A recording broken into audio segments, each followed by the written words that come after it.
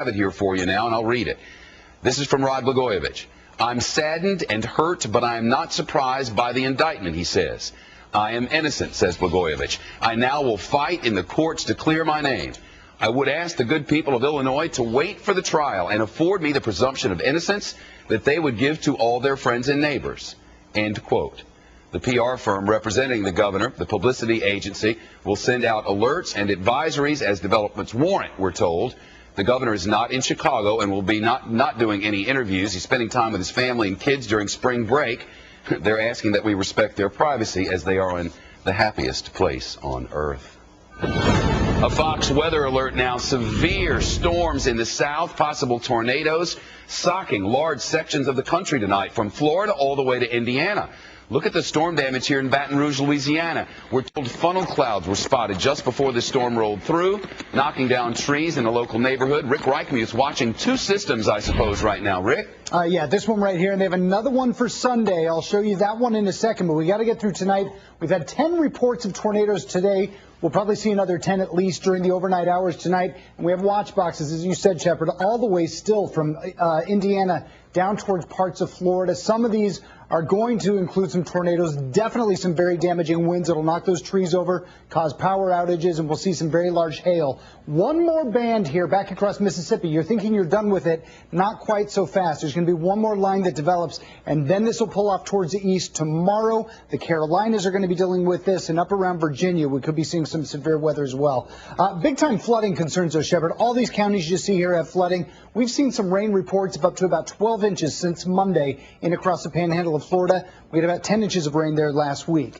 Then we start to turn our attention back across parts of the Rockies and the High Plains. We have all kinds of winter storm watches and warnings going. Saturday looks like a big storm from Denver again. Could be blizzard conditions.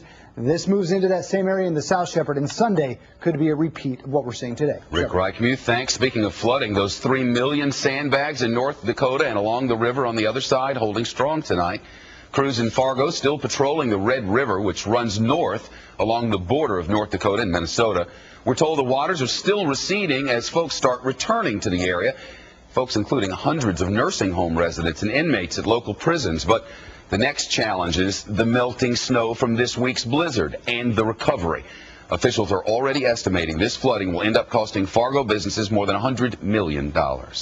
An NFL star surrendering in a Florida courtroom today. The Cleveland Browns wide receiver Dante Stallworth now charged with killing a pedestrian while driving drunk last month in Miami. Stallworth admits to running over a construction worker on his way home from work about 7 o'clock in the morning. The police say Stallworth had been drinking at a local club, and today, after he was released on bond, he addressed the victim's family. I just want to first extend my condolences to the Reyes family. My prayers are with them.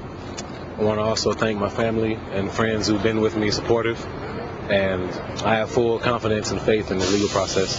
If convicted on the charges, Stallworth faces up to 15 years in prison.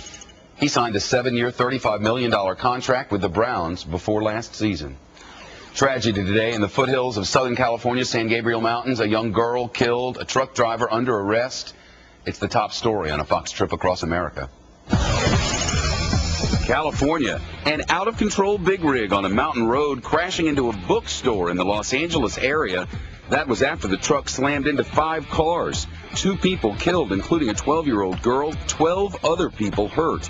Officers say the mountain road used by the truck is off limits to big rigs. A Los Angeles County Sheriff's Sergeant says the driver was treated for minor injuries and is being held on $200,000 bail.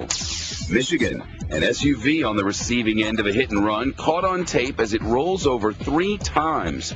The driver thrown out the door. Police in suburban Detroit are looking for the driver of a black pickup truck with damage around the left headlight. The SUV driver hurt, but no life-threatening injuries. Texas, 2 Lubbock police officers and a paramedic rescuing a driver after her SUV ended up in a lake. Investigators say the woman lost control because of a medical condition. She's said to be okay now. The paramedic says it's the first time in 13 years his job has taken him into the water. Ohio, a substitute school bus driver in Zanesville had 25 kids on board when she saw flames coming from a back wheel well. Tamara Brennan hustled the youngsters off the bus as fast as she could. She says the vehicle was fully involved in 10 minutes The cause under investigation. The school superintendent says she's a hero, and that's